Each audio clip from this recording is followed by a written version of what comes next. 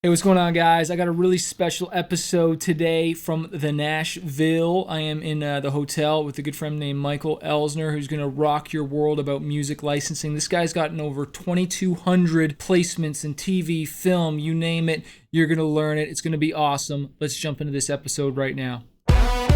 I spent the last 14 years playing over 1,000 shows, touring 22 different countries, and become a top 40 Billboard charting artist. I fired my record label to go out on my own as an independent artist to market and release my own music, selling thousands of albums and millions of streams. The question I always get is, how did I do it without a label and sell even more music? This podcast is here to show you the way. Join me and follow along as I learn, apply, and share marketing strategies to grow my music business and a loyal fan base.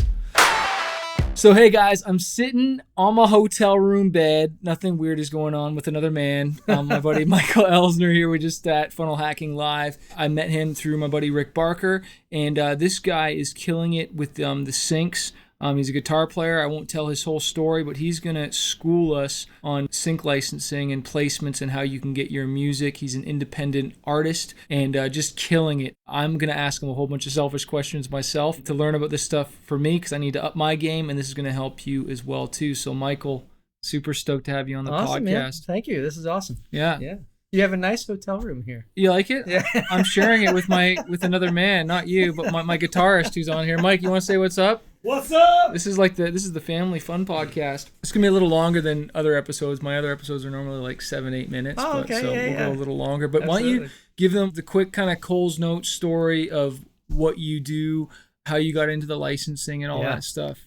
Yeah, well, I grew up in upstate New York, small town. Everyone knows it, Woodstock. It's famous for the concert back in 1969, but it's a very small town, 2 streets, no stoplights. So it was a small town. Got into music really because there was nothing else to do.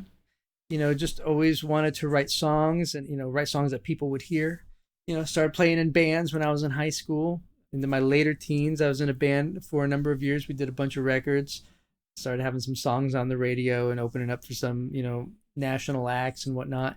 And things happened after a number of years of that. It all kind of ended. Started making some money. Ego started exploding and it imploded. Yeah. And so I made my way down to Nashville because I heard it was Music City. And my goal really at that time was to write songs and play guitar and just, do some touring, play with other artists. I was always a side guy. Yeah. So I was never the front guy, but I always wrote songs. I was always a key songwriter and all the projects I was a part of. I got really into production when I got to Nashville, simply because I met a producer who started giving me my first just random meeting, but he was a very successful producer and engineer. I think he just won his 7th Grammy, so he's done pretty well for himself. Jeez. But he was my mentor, really met randomly, and I got a great opportunity from him. So I really started learning a lot about production with him because I was interested in that to start with. Playing back in New York, we were going to do records. We were completely out of control of the process. We'd go and basically the guy who owned the recording studio was our producer, right? So I got into that, and I was always, writing songs and trying to get the publishing deal, the whole deal, right. and playing in bands, of course, trying to get the record deal. And after a couple of years of that in Nashville, I just kept getting turned down. Publishers never wanted. I can relate to that. Yeah. Publishers just weren't digging what I was doing. But, at that time, Nashville was a bit of a different town. I moved to Nashville initially in 98. So I didn't listen to country music at all. I never listened to like Martina McBride or, Faith Hill. Those are the people who were kind of big at the time. It just wasn't my world. I couldn't have cared less about it. But so, do you have a publishing deal now? I do now. Yeah. So what do they do for you? Sure. I'll get into that. Yeah. They do everything for me now.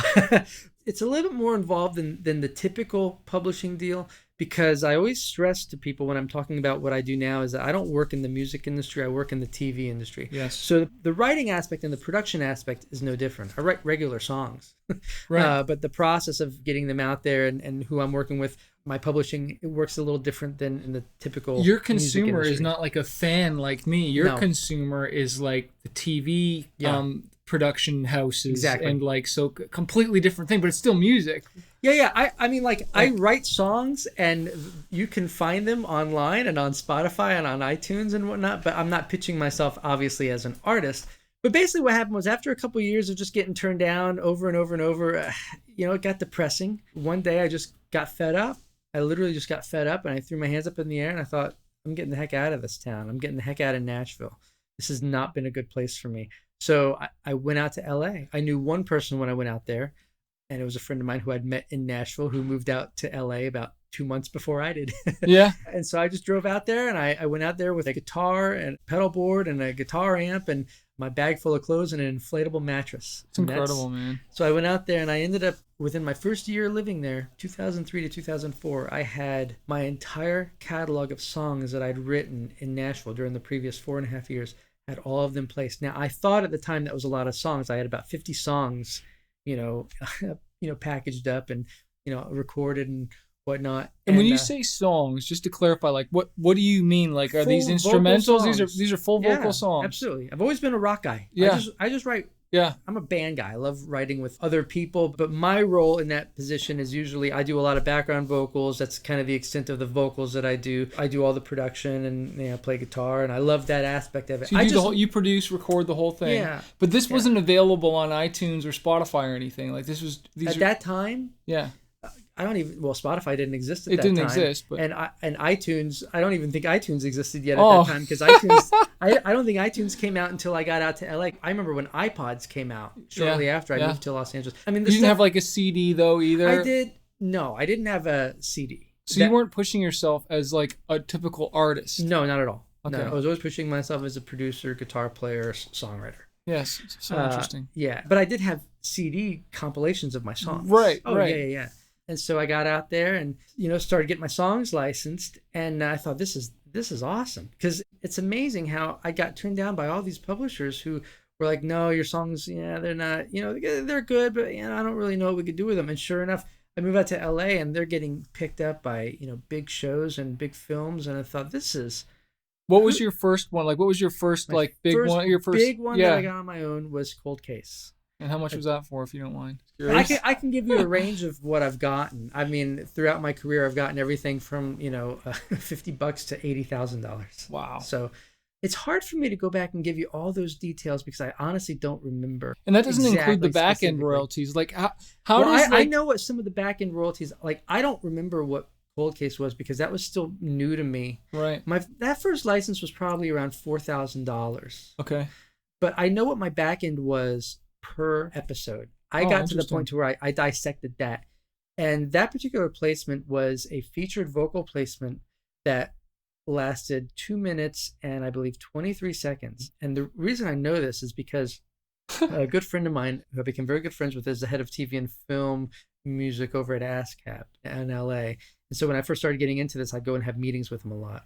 And when I showed him this placement, he goes, man, you hit the mother load because you hit like an A rating on everything. You hit an A rating because it's network TV. You hit an A rating because it's prime time. You hit an A rating because it's a featured vocal. You hit an A rating because it's over 2 minutes and 15 seconds. Every time that show aired, I made a little over $2,000. Jeez. Yeah. And now that money didn't come right away. Just want to be clear, like it takes time, for the money to come. That took about 9 months to a year. Yeah. It usually takes at least 9 months. It depends when that show airs in the royalty cycle. Yeah.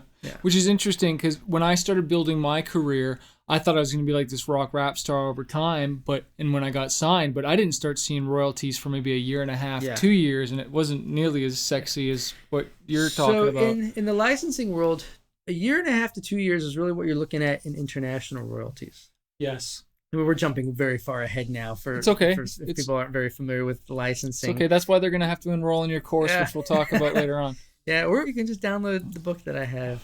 So I got into that, and of course, then I started having all these placements.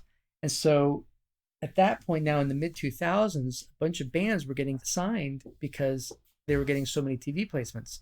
So the thing that was frustrating for me at that time was I would write the songs, I'd do the production, and then I'd hire a vocalist to come in, different vocalists that I knew, come in and sing the song, a different person to come in and sing the song. And then when I'd get them placed, at that time, a popular thing was the chyron. And a chyron is, and we've all seen it, it's the little, when you hear a song, especially on like MTV shows, it says, you're hearing music by so-and-so. The little thing that sits across the bottom of the screen. Yeah. It's called the chyron. Oh. And that would be like, music by so-and-so. And that so-and-so would always be the person who sang the song, not me being the writer and the producer. So you weren't getting the credit, I wasn't man. getting the credit. Jeez. So I no started glory, thinking, just the cash. I know, right? So of course, being the band guy, always You wanted a little bit of glory. I just wanted to play in a band that had success. Yeah. And so I thought, well, listen, I'm getting all my song placements, but I'm not getting any of the glory, any of the credit. So I'm going to create a band around all my song placements. So I did. I created a band called Chasing Saints. We did 3 records, and they're all,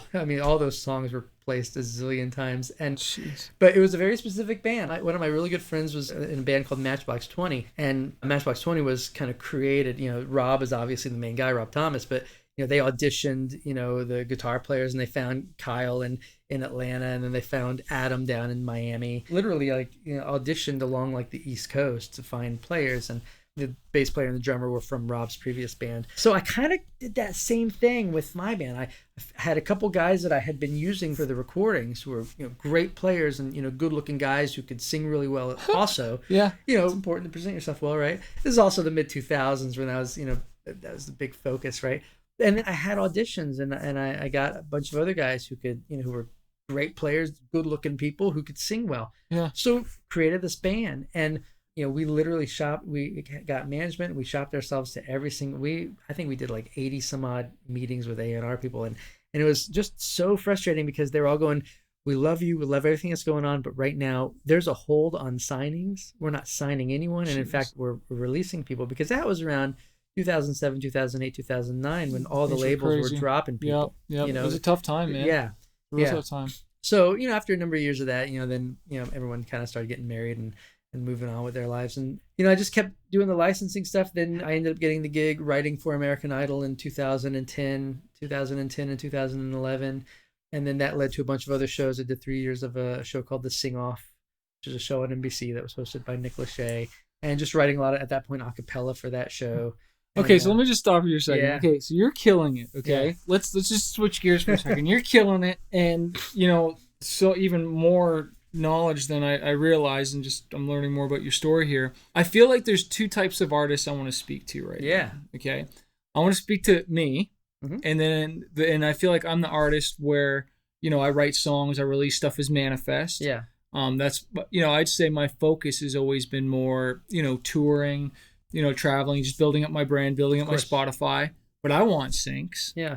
So what do I do? Because I've got all these songs. I own my masters. Perfect. I own the majority of my publishing, Even except better. for my guys. I have to get a few guys to sign off on the publishing. You don't really have to get them to sign off. You just have to let them sign off as to allow you to administer their publishing for them. But yeah, I know what you're saying. Right. Yeah, I need to do that, which I'd have to just get an agreement for that. Yeah, right? yeah. You just I did that too because I did a lot of co-writing.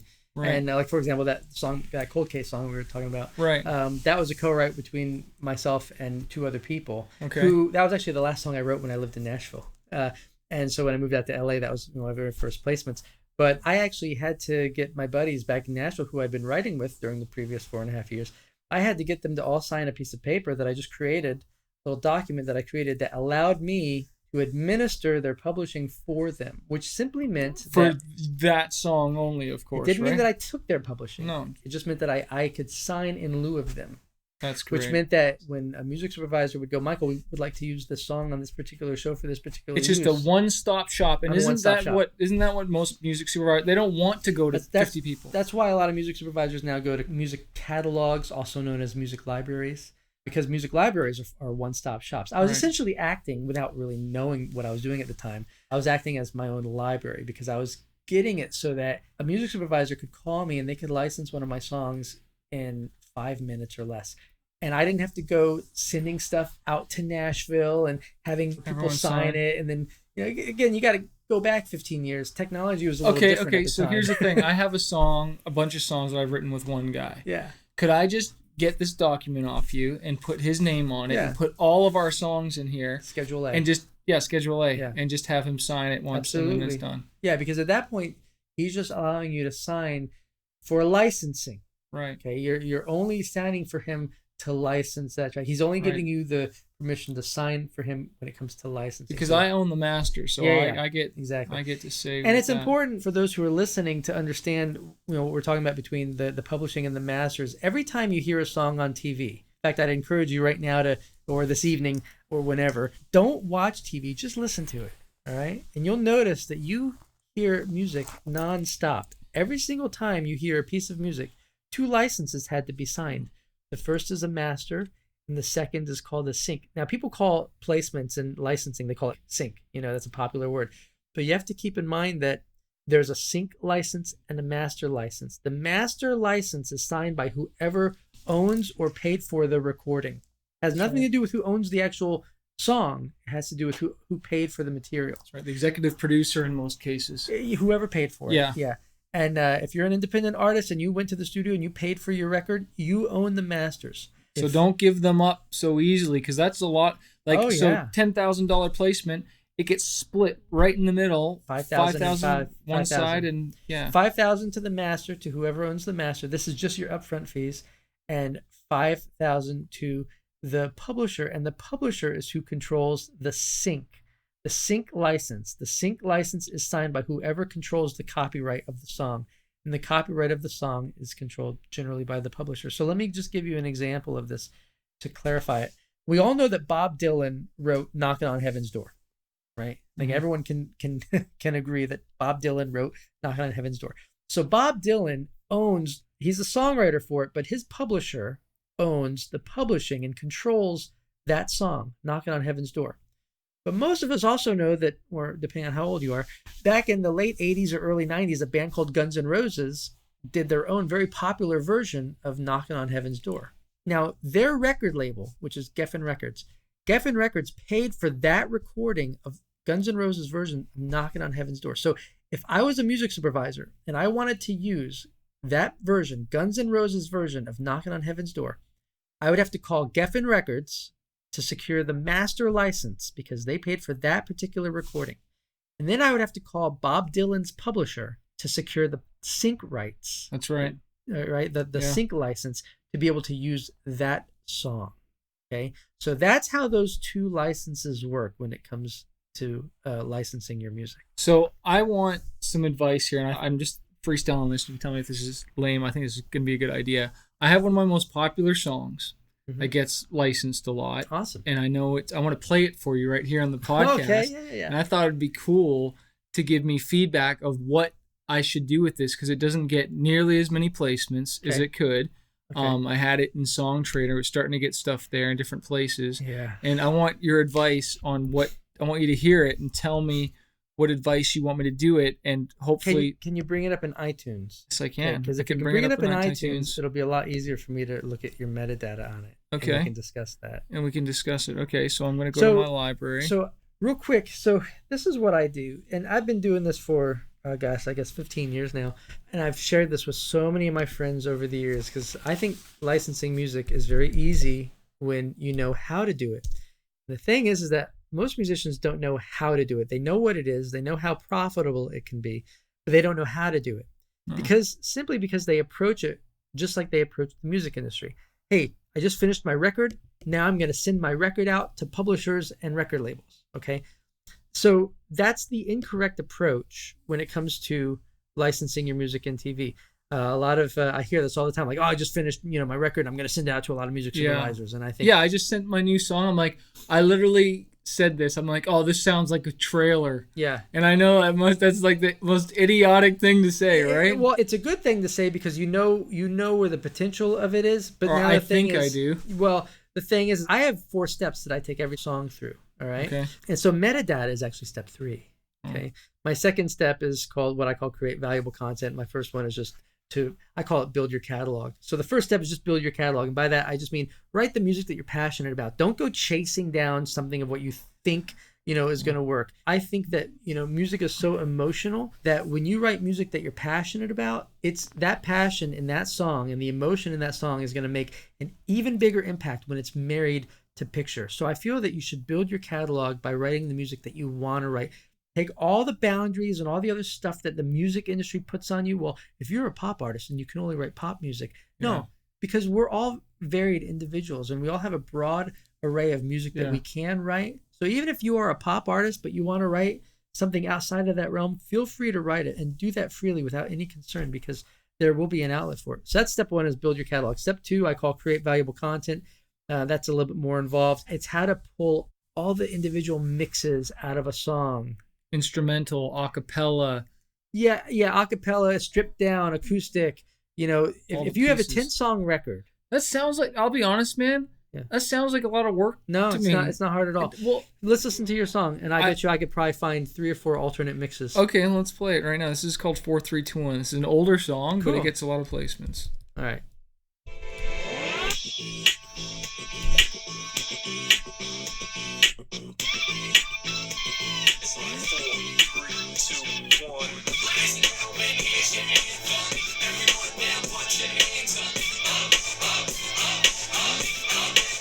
Can you put it up? Can you raise it up? For the camera bounce like you getting crunk. I'm in my zone right now, I'm in the groove right now. I sing along with the song like wow. Yeah, it's a tune that makes me move. Get loose off of music with attitude, and I won't stop. Let my body rock so high until I hit the countdown like 4, 3, 2, 1. Everyone in the dance floor. Everybody just rock tonight. Everybody just bounce if you're feeling high. 4, 3, 2, 1. Okay, enough of that. Yeah, no, I know enough to pull from this. All right, so right off the bat, obviously, it goes without saying that you're always going to have your full mix and your instrumental mix. So I just count. I don't even count those. Right, that's going to be your first two, no matter what. A lot of people don't know that though. Get your You should instrumental. always have an instrumental mix. Always have an instrumental mix. Most reputable engineers and mixers who know what they're doing are always going to burn an instrumental mix for their artists. Okay. Most will. If they're not, if they don't, then you need to ask for it. But you should always have an instrumental mix. So those two go without saying. But here, right off the bat, you have the what I would do. You have the loop. You have like the synth bass thing going. Then you also have that little melody thing going. And then when you're not doing that melody thing, it's kind of padding. Okay. So what I would do, you know how when you're sitting there, when your mixer is doing it, and you're just kind of sitting on the back of the couch listening to him mix, and he's soloing up different things, and sometimes he hits solos up maybe like the bass and drums and like just a thing, and you're like, oh, that's actually really cool. Yeah, all those cool sounds. And That stuff. becomes its own separate little mix. Okay, So- but I'm not gonna have. I don't have those right so now that's okay. Then you know now moving forward to get those. to get those. Well, there's Yeah. called the stems, right? Don't we call those the stems, kind of? Or? No, stems are different. When I talk about step 2, a lot of people start thinking like, well, I can't go back and get those, and that's okay. If you have a full version of your song, that's okay. This just gives you more options and opportunities for placements. If you can't go back and get the other elements out of your songs because your mixer lost the files or whatever, right? Then that's okay. You still move forward, but when you do this next project and the next song to ask for these. So stems are a little different than what you were saying, but you had basically just a drum loop, and there was a synth bass line, right? That could become its own mix, a drum and bass mix. Now, if you were a singer-songwriter and you had like acoustic guitar and vocals, but then you had all the band around you, you could strip out the band just to the acoustic guitar, the piano, and the vocals, and you can call that an acoustic mix. Okay. See where I'm going with this? I do. So you have a full mix, an instrumental mix. Now you have an acoustic mix.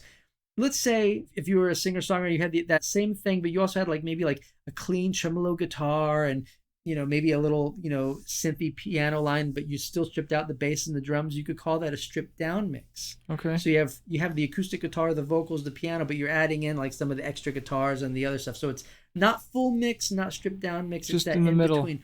Not every song, you can't get all these out of every song. Okay. Right? But some songs you can dig You a can little get bit it. more. Yeah. Okay. Now you also have the opportunity to go in here and you can cut down this song that is, how long is it? 241. 241.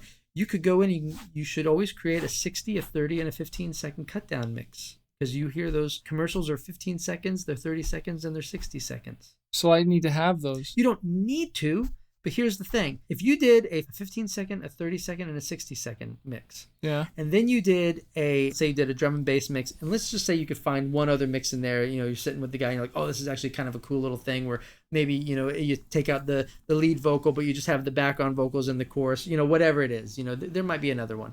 So those 4 plus your instrumental and your full vocal, that's 6 mixes. Let's say you have a 10-song record. You now have 60 licensable, and you can do 6 mixes on each. You now have 60 licensable tracks out of that 10-song record. If you don't do step 2 in the process, and all you're doing is delivering just the full version of the song, then all you're doing is you're delivering. You're limiting your chances. 10. I see. And I give this example all the time. I did a country song with a girl. I produced a 4-song EP with this girl. Last count have had 52 placements, but one song in particular has had 38 placements. And out of those 38 placements, 14 of those placements have been on 2 seasons of The Voice. So we all know The Voice, right? Yeah. Out of those 14 placements on The Voice, only 6 have been the full mix. Jeez. So by not delivering the valuable content, I would have missed out on the royalties and the upfront licenses on Jeez. 8 other versions just on The Voice. I'm hearing you. So now what we need to do is I want to look at it in the actual song mode. If we're looking at his iTunes, now we're talking about step 3, which is metadata. And right now what's showing up is the name of the song, the duration of it, 2 minutes and 41 seconds, the artist, the album, and the genre. Okay. What I'm going to do is I'm going to go up and I'm going to go into the view and I'm going to say show view options. And I'm actually going to open up here. If you do this at home, you can go into your iTunes, click view, go to view options. If you scroll down to where it says personal, hit the comments button. In fact, you can also hit description too.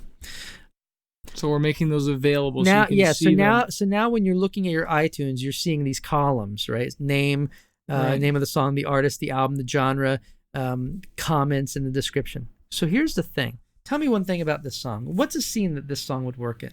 Like a drama?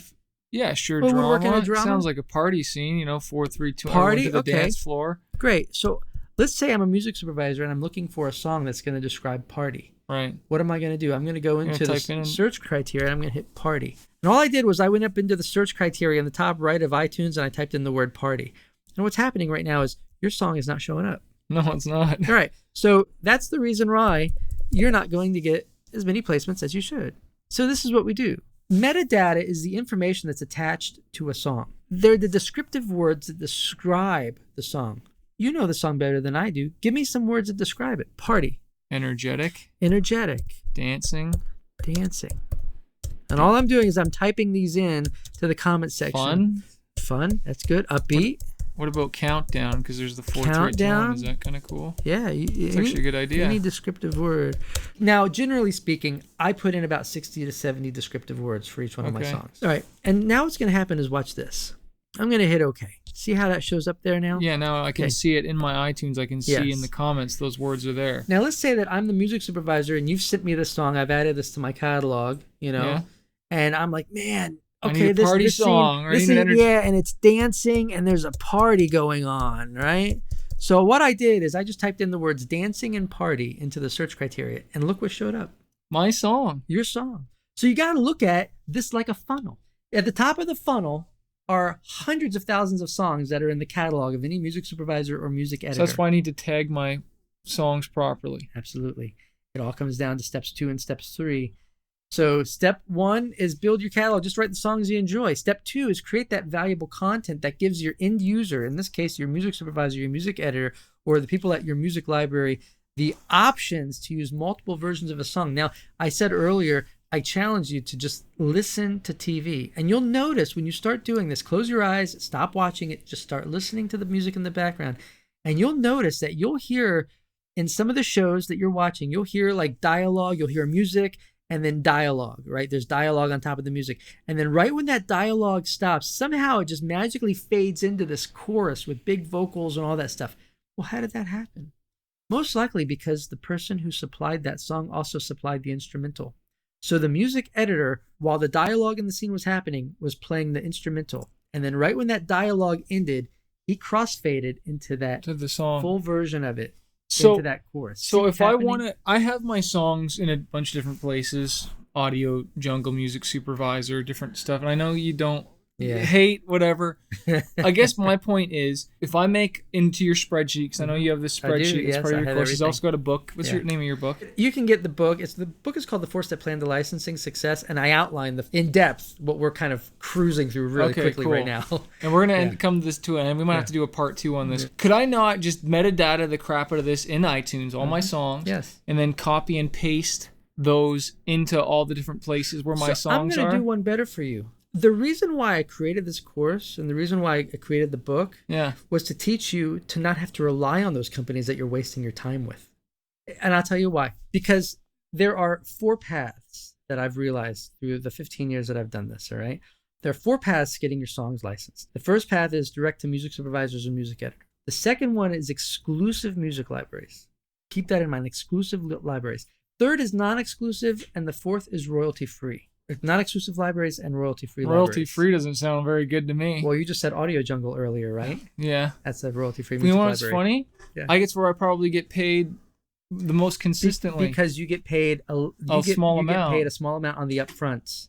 I'm completely opposed to the third and the fourth. I'm all in on direct-to-music supervisors and exclusive music libraries. And the reason why is because that's where the high-dollar licenses are going to come from.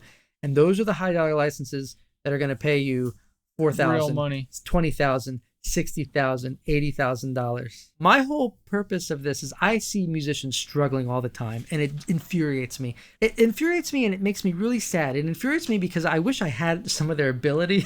Yeah. Because they're so good. And it makes me really sad because I know they could be doing so much better. Right. And it's simply because they just don't know the process. Yeah, they spend a lot of money going to these conferences to listen to a 1-hour seminar where a music supervisor gets up and talks about what they do and what music licensing is. But they don't talk about how. There's very little information out there on how to do it. And the reality is that my process that I've just kind of created over the years from a lot of mistakes and a lot of time has been a value-added process. Every step of my process adds value, not to me, but to my end user. Step 2 that we just talked about, creating valuable content, that does nothing for me. It adds a lot of value to my end user, so that it gives them a lot of options. Well, when they choose my song, then it's going to add value to me because they're going to pay me for it. Yeah. The metadata adds a lot of value to them because it makes my song easily searchable and gets them to where they want to go. Where they want to go. Now, the benefit is that when they license it, it adds a lot of value to me. Yeah. The thing is, it's value added to them first. I'm trying to make their job and their life as easy as possible. And that's why I've been able to do it often. Now, what happens is most musicians skip just these 2 simple steps that we've talked about, and they go from it takes time, record. man. Honestly, when you talked about all those different versions, I just want to punch myself in the face. The metadata thing, though, metadata's about 15 I feel minutes. like I want to do. And this is the thing, guys. You're listening to this, and I put in the work. I'm not afraid to put in the work. I'll do it, especially for the songs that I think have the most potential. But again, what do I? Sometimes it's not what I think, and we were learning about that. I'd be surprised, right? You'd be surprised. I'll tell you a story real quick. The song that I thought was never going to go anywhere, and I actually still remember even questioning whether or not I should even put it on. This is back in the day on the CD that I was sending out to a bunch of music supervisors. I was like, well, to fill up the CD to get it full, I'll just put this last song on. That song was licensed for High School Musical and Hannah Montana. I made more money off that piece of crap that I thought was garbage compared to all those other songs that I was just so into. And the music on that track was great, but the lyrics, it's a weird story on it, but the lyrics, I was writing it with my buddy, and then he gave it to his wife, and she came back and wrote lyrics, and he brought it back to me, and I didn't want to ruin the friendship, so we used her lyrics, and they were just really bad. But when it was synced to those pictures, those films, which are obviously very youthful films, it couldn't have worked better. And of course, in my mind, I was still new to it. So I was just thinking like, this isn't a good rock song. This is cheesy. But then I made more money on that song. And so sometimes the songs that you think are your throwaway songs are just, this isn't anything. You'd be surprised. I have a number of stories of songs I didn't think were going to go anywhere that hugely successful for me. So I wouldn't discount any song. And I've become a believer that every single song that anyone writes can find a home somewhere. That's encouraging. Yeah. Well, we're going to cap it there. Where can people connect with you to find out more? Go download the 4-Step Plan to Licensing Success. It's free. mastermusiclicensing.com. I do have a course called Master Music Licensing. I only open it twice a year. And I'm going to be doing something very special for him for that. Yeah. I'll be doing a big promotion to help promote that, guys, so make sure you get it. I'm very involved in the people who take the course, but the thing is that I'm also still running my business, and I have a company called Sonic Trimmer where we do music for trailers and this and that. So every day I'm in my studio writing and fully involved, so I'm not teaching people full time. So that's why I only open up the course twice a year, so that I have my attention focused on the people who are involved and who do want to learn how to do this. And I love it. This is a great creative outlet for musicians where they can make a lot of great money and repurpose their songs. Well, you've given me hope, and I think you've given a lot of people hope here. So it's just mastermusiclicensing.com. Yeah. All right. Awesome. Hey, guys, don't forget to like, comment, subscribe, share this with someone that I can help with, and let me know that you loved this episode by leaving a comment. You guys rock. Thank you so much, dude. Awesome. Thanks, man. Hey, thanks so much for listening. Make sure you hit that subscribe button and also leave a comment or a review and let me know how I've helped you or what other topics you want me to cover on this podcast. I always read them, and it always inspires me to hear your story. And also, if you need more music marketing help, or you just need more coaching, or you need your questions answered in a deeper way, I have a coaching program called Fanbase University. Go to fanbaseuniversity.com to sign up, because on the 12th and 24th of every month I answer all your questions, coaching my students, plus you get access to exclusive video training on how to market your music and grow your fan base. Go to fanbaseuniversity.com and start your trial today, and I look forward to helping you grow your career. Cheers.